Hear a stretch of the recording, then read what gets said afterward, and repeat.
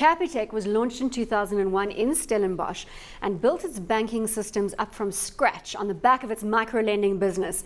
It's grown rapidly to 507 branches and 7,200 employees. It has a market cap of 22 billion, and that's rand, of course, and a price-to-earnings ratio of 20. There is no stopping this stock. So we've picked 4 stocks which are kind of colourful in this space. So we're not talking about the big boring banks or the tiny brokerages. We're kind of talking about stocks that have got some sort of interest level. And of course, Capitec is the rocket ship that everybody wishes they had bought in buckets when it listed in 2001 at 2 rand a share. 2 rand a share. 220 now, you can do the maths. Before we ask Anthony for his opinion, look at this graph. I mean, Capitec, we have got over 5 years, 454% higher. Look at this. I mean, this is the kind of graph that you want to see, isn't it? Anthony? Absolutely. Things trades on 20 times earnings, grew advances or gross advances by 70% to year-end 29th of February 2012, and grew earnings by 50%.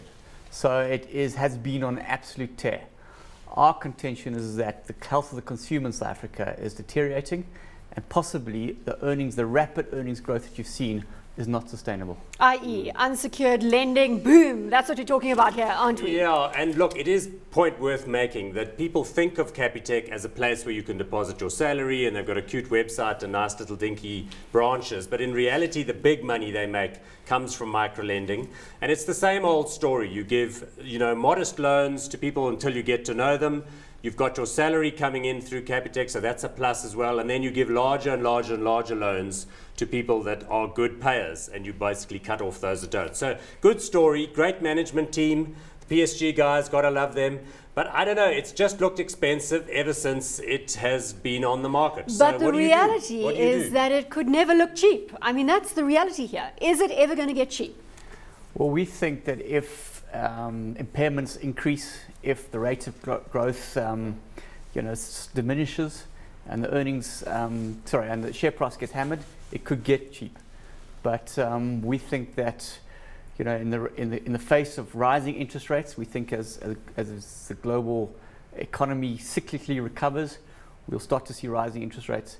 We think that increased competition in this space, the fact that there's been a massive extension of credit, would all indicate that the share is expensive, and you're going to have to wait some time. All right, but this has got a superb management team in Rian Stassen and the boys. Yes, and it was founded by Michiel Leroux, who had experience at PSG and all the rest of it. So good guys, good board, good pedigree. I don't think this credit extension thing is a problem. I think it's total rubbish. If you look at the value of outstanding debt in the market, there's like R1 trillion worth of mortgages in aggregate in South Africa. Unsecured lending is like 100 billion.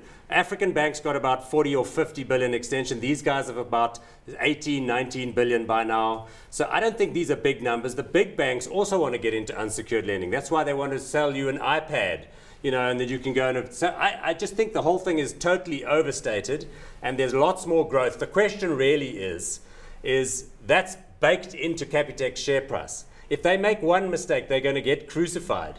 But as it goes right now, I think they're still going well, and I think they can continue to grow into those numbers. So let's talk about the stock at current levels. Would you, in your right mind, buy at current levels with the proviso that this one may not go backwards? I think 20 times earnings doesn't give you a sufficient margin of safety to buy this thing at this price. Paul, come on. And here we go with the minute little notes again. We have to highlight them. I don't know how you get all that information onto that piece of paper. The 20 PE is a concern. But, I mean, I remember sitting in our offices discussing this about 2 years ago, and we said, look, to justify this share price, they're going to have to make like 10 rand a share. And we all laughed, how can they make 10 rand a share? Because they were making like 3 at the time. Well, in this past reporting period, they reported earnings of 11 rand 25. So the 222 rand share price reflects what people believe they will make in 2013, 12, 14, and so on and so forth. So I keep coming back to this point. They can continue. The demand for credit in South Africa is astronomical. And no shortage of customers. And if you look outside of South Africa, if they have perfected this model in South Africa, which they have, they are going to be able to replicate it on the African continent, which means that there is no limit to the growth for this stock, Anthony. Come on, you've got to be convinced by the story. Perhaps you're right, but there are better value plays outside of the stock All right, hot or not for Capitec? Not hot. Paul Theron, hot or not for Capitec? Look, hot with a danger sign written on it. You could still see some solid growth out of this one. But I'll take it. Hot with a danger sign.